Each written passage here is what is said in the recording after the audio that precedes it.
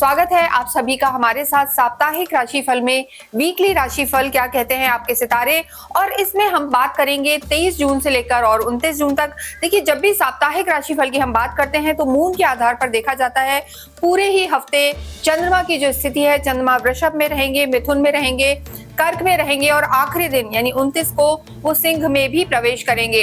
अगर पूरे हफ्ते की बात करें तो बुध भी परिवर्तित हो गए हैं। 23 तारीख से बुध का जो प्रभाव रहेगा कर्क में रहेंगे और शुक्र भी आखिरी दिन मेष से निकलकर और अपनी ही राशि वृषभ में आएंगे। तो कोई भी अपनी ही राशि में काफी कंफर्टेबल होता है, तो लग्जरी बढ़ने वाली है और अट्रैक्शन भी बढ़ने वाला है। तो क्या होगा इस पूरे ही हफ्ते, आइए हम देखते हैं। इस वीडियो में हम बात करेंगे कुंभ राशि की, एक्वेरियस की, और कुंभ राशि के लिए ये पूरा हफ्ता यानी जून का जो आखिरी वीक है कैसा रहने वाला है। इस वीडियो में हम बात करेंगे 23 जून से लेकर और 29 जून तक। देखिए, जब भी साप्ताहिक राशिफल की बात करते हैं उसमें चंद्रमा जो है बहुत इंपॉर्टेंट रोल प्ले करते हैं, क्योंकि चंद्रमा की स्थिति कैसी है, कहाँ पे चंद्रमा है, क्योंकि हर सवा दो दिन में चंद्रमा अपना स्थान बदलते हैं। तो मून की जो इस हफ्ते में स्थिति रहने वाली है, चंद्रमा कुंभ के लिए जो हम कहेंगे कहाँ पर रहने वाले हैं, यानी इनके 4th हाउस में, 5th में, 6th में और 7th में, यानी पूरे ही हफ्ते चंद्रमा की स्थिति आपके लिए अच्छी है। यानी चंद्रमा वृषभ में चलेंगे, मिथुन में चलेंगे, कर्क में और सिंह में। लेकिन देखिए, सबसे बड़ी बात यह है कि आपके जो हफ्ते की शुरुआत है वहां पर चंद्रमा की जो स्थिति है, चंद्रमा आपके 4th हाउस में रहेंगे और गोचर में जब भी चंद्रमा चौथे घर, 8वें घर या 12वें घर में आते हैं तो स्थितियां अच्छी नहीं मानी जाती हैं, चंद्रमा वीक हो जाते हैं। तो 4th हाउस के भी जो मून है ट्रांजिट में वो थोड़े से वीक कहलाते हैं, अच्छा नहीं कहलाते। तो जो हफ्ते की शुरुआत है उसमें आपको थोड़ा सा ध्यान रख के चलना है। कोई भी मेजर डिसीजन ले या हेल्थ हो या कोई भी बात हो तो थोड़ा सा इन 2-3 दिनों को आपको अवॉइड करना है। यानी 23-24 को चंद्रमा की स्थिति हम कहेंगे आपके लिए अच्छी नहीं है। इसके अतिरिक्त जो ये हम वीडियो बनाते हैं आपकी चंद्र राशि और जन्म राशि के आधार पर बनाते हैं, यानी कुंभ राशि और कुंभ लगन दोनों के लिए ये वीडियो आप इसे रिलेट करके देख सकते हैं। आपको नहीं पता कि आपकी राशि कौन सी है तो आप अपनी कुंडली खोलें और उसमें देखें कि आपके मून कहाँ प्लेस हैं।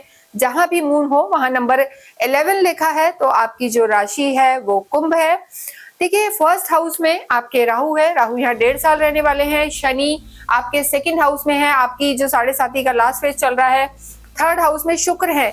इस हफ्ते शुक्र भी 29 तारीख को अपना स्थान परिवर्तन करेंगे। शुक्र 3rd हाउस से निकलकर और आपके चौथे घर में आ जाएंगे, जो लग्जरी का स्थान है, माता का स्थान है और कहीं ना कहीं हम इसे कहेंगे कि कंफर्ट का स्थान है। तो ये स्थान अच्छा रहेगा, जिसका प्रभाव आपको आगे आने वाले वीक में ज्यादा दिखेगा।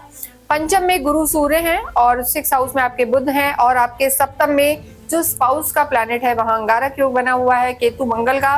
मंगल वैसे भी जब भी चाहे कुंडली में या गोचर में आते हैं 7th हाउस में तो थोड़ा सा मंगल दोष का भी प्रभाव रहता है। और अभी मंगल केतु के अंगारक योग के कारण हम देख रहे हैं कितनी आगजनी, फ्लाइट्स का क्रैश होना, तो ये सब बहुत कुछ हो रहा है। तो ये योग बहुत ज्यादा अच्छा नहीं होता। यहाँ सबसे पहले हम बात करेंगे कुंभ राशि के स्वास्थ्य के लिए कि आपका स्वास्थ्य कैसा रहेगा। देखिए, स्वास्थ्य की जब हम बात करते हैं तो ट्रांजिट में आपकी लगन को देखते हैं। लग्नेश आपके इस समय 2य हाउस में है, लेकिन आपकी लगन में ही राहु विराजमान है और हफ्ते की शुरुआत में चंद्रमा की स्थिति भी अच्छी नहीं है। तो ओवर थिंकिंग पूरे ही हफ्ते यहाँ पर नजर आ रही है। Over thinking, anxiety, sometimes you can feel depression, या देखिए जब भी ओवर थिंकिंग रहती है और कुछ भी आपके हिसाब से नहीं होता है तो आप थोड़ा सा सिंक फील करते हैं, लो फील करते हैं। वो स्थिति इस हफ्ते नजर आ रही है। और हफ्ते की शुरुआत में हम कहेंगे कि 23, 24, 25 को आपको बहुत ज्यादा अपने स्वास्थ्य का ध्यान रखना है, तबीयत का ध्यान देना है। और जो फिजिकल बॉडी से भी ज्यादा मेंटल स्ट्रेस इस हफ्ते में नजर आ रहा है, तो ज्यादा ना सोचें, मेडिटेशन वगैरह करें, थोड़ा ध्यान रखें, ये जरूरी है।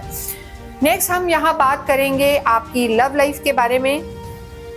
देखिए, जब लव लाइफ के बारे में हम बात करते हैं तो गुरु और सूर्य आपके पंचम भाव में बैठे गए हैं। 5th जो हाउस है, यही जो हाउस होता है ये लव लाइफ को दर्शाता है। यहाँ के आपके लॉर्ड बुध भी इस पूरे ही हफ्ते आपके 6ठे घर में, शत्रु घर में चलेंगे। तो लव लाइफ में देखिए थोड़ा सा गुस्सा, कॉन्फ्लिक्ट नजर आ रहा है। हम ये नहीं कहेंगे कि पूरा ही वीक खराब है, लेकिन 23, 24, 25 को आपकी स्थितियां यहाँ पर बेटर नहीं नजर आ रही हैं। तो आर्ग्यूमेंट्स में ना जाएं, वाणी का सबसे ज्यादा ध्यान दें, क्योंकि आपके कुटुंब में ही यहाँ पर शनि बैठे हुए हैं, लगन में राहु हैं, राहु की भी पंचम दृष्टि आपकी लव लाइफ में पड़ रही है, तो लव लाइफ यहाँ पर ज्यादा अच्छी नजर नहीं आ रही है। तो ऐसे में आपको आर्ग्यूमेंट्स को अवॉइड करना है, डाउट नहीं रखने हैं, संदेह थोड़ा करते हैं आप अपने पार्टनर पे, तो थोड़ा ट्रांसपेरेंट रहें, चीजों में बहुत ज्यादा डाउट ना रखें, अन्यथा यहाँ पर रिश्ते आपके इस हफ्ते में थोड़े से खराब हो सकते हैं। तो लव लाइफ का यहाँ पर आप बहुत बहुत ध्यान रखें। नेक्स्ट हम बात करेंगे आपकी मैरिड लाइफ के लिए। अगर हम 23 जून से ये जो लास्ट वीक है इसके लिए मैरिड लाइफ के लिए कहें तो यहाँ भी आपके अंगारक योग बना हुआ है, यानी रिश्तों के लिए और तबियत के लिए वीक ज्यादा अच्छा नजर नहीं आ रहा है। तो वैवाहिक जीवन में भी अंगारक योग है, थोड़ा सा हो सकता है स्पाउस की हेल्थ खराब हो सकती है, सडन चेंजेस आ सकते हैं या एक्सट्रीम पे बिजी हो सकते हैं, चाहे आपके वाइफ या हस्बैंड कोई भी स्पाउस। तो ऐसी स्थिति में थोड़ा सा जब टाइम नहीं मिलेगा तो वाद विवाद हो सकता है या आप थोड़े से परेशान हो सकते हैं। तो वैवाहिक जीवन में भी यहाँ पर ध्यान रखने की जरूरत है, और कंफ्यूजन्स यहाँ भी नजर आ रहे हैं और कॉन्फ्लिक्ट यहाँ भी नजर आ रहे हैं। जो आपके इन-लॉज हैं उनसे भी कहीं ना कहीं आपके संबंधों में दिक्कत आ सकती है। तो वैवाहिक जीवन और लव लाइफ दोनों का ही यहाँ पर ध्यान रखना जरूरी है। थोड़ी सी जो इंटीमेसी है कम लग रही है।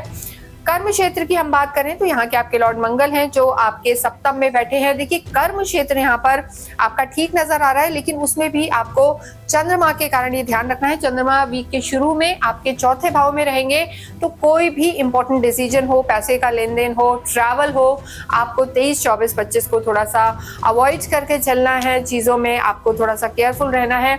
तो ये ओवरऑल जो चीजें बनी हुई हैं, कर्म देखिए बढ़ेगा, पैसा हम कहेंगे आपका घूमेगा, धन की स्थिति यानी जो आपके धनेश है वो आपके त्रिकोण में बैठे हुए हैं, तो ये भी एक अच्छा योग है, गुरु आदित्य योग बन रहा है।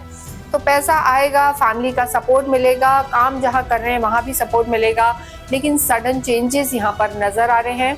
यहाँ भी आपको अपनी वाणी का ध्यान रखना है। जो लोग कहीं भी आईटी से रिलेटेड काम कर रहे हैं, इलेक्ट्रॉनिक्स में काम कर रहे हैं, बैंकिंग सेक्टर में काम कर रहे हैं या एक्सपोर्ट इंपोर्ट का उनका काम है, तो यहाँ पर कुंभ राशि कुंभ लगन वालों को फायदा हो सकता है। लेकिन इंपॉर्टेंट डील आपको मिडिल ऑफ द वीक करनी है या आपको वीक के एंड में करनी है, वो आपके लिए ज्यादा फायदेमंद रहने वाली है। वरना एक बार तो चीज हो जाएगी, लेकिन आगे जाके अगर आप शुरू में कोई भी ऐसी चीज करते हैं तो आपको थोड़ी परेशानी हो सकती है। बात करेंगे नेक्स्ट हम विद्यार्थियों के लिए। देखिए विद्यार्थियों के लिए जो आपके पंचम भाव के स्वामी है वो बुध है, और बुध इस समय आपके छठे घर में है। शिक्षा के स्वामी का 6th हाउस में होना कहीं ना कहीं भटकाव तो देखिए लाता है। हालांकि फिर भी इस समय आप कोशिश करेंगे, स्किल डेवलपमेंट होगा, यानी किसी ना किसी चीज में हो सकता है किसी एक सब्जेक्ट में आप अच्छे रहें इस वीक और एक में आपका इंटरेस्ट ही ना आए, एक्सपर्टीज ना बने, वो स्थिति इस वीक में नजर आ रही है। क्योंकि यहाँ पर देखिए गुरु तो है जो शिक्षा के ही स्वामी है, ज्ञान के कारक हैं, लेकिन जो शुरू में चंद्रमा की स्थिति है और आपके पंचमेश की स्थिति है, बुध थोड़े से नेगेटिव हो गए हैं, तो चीजों में आपको ध्यान रखना है। और राहु की भी दृष्टि है, जब भी राहु की दृष्टि जिस भाव पे होती है तो थोड़ा सा संगति को वो गलत तरफ ले जाते हैं। तो हम ये कहेंगे आपको अपनी कंपनी का बहुत ध्यान रखना है, अपने बड़ों की सुननी है, टीचर्स को ओबे करना है, फॉलो करना है, तो आपकी चीजें ठीक रहेंगी। यहाँ बात करें हम आपके अध्यात्म की। देखिए आध्यात्मिक आप रहेंगे, अध्यात्म के जो कारक हैं वो धर्म त्रिकोण में ही बैठे हैं। देखिए पंचम भाव धर्म त्रिकोण का एक हिस्सा होता है, यहाँ से सीधी दृष्टि है दूसरे धर्म त्रिकोण पे, नवम पे, तो आध्यात्मिक काफी रहेंगे। भगवान के प्रति आपका विश्वास बढ़ेगा, धार्मिक यात्राएं होंगी और आप कुछ ना कुछ आपके घर में भी कहीं ना कहीं धार्मिक आयोजन हो सकते हैं। भाग्येश आपके डेफिनेटली साथ देंगे। जैसा हमने कहा कि आपके शुक्र जो वीक के एंड में आपके सुख भाव में आएंगे, आपका कंफर्ट बढ़ाने वाले होंगे, आपकी जो लग्जरी है उसको बढ़ाने वाले होंगे। खुद के घर में शुक्र का आना आपकी माता के स्वास्थ्य के लिए भी अच्छा होगा और माता के संबंधों में भी आपके यहाँ पर सुधार आएगा।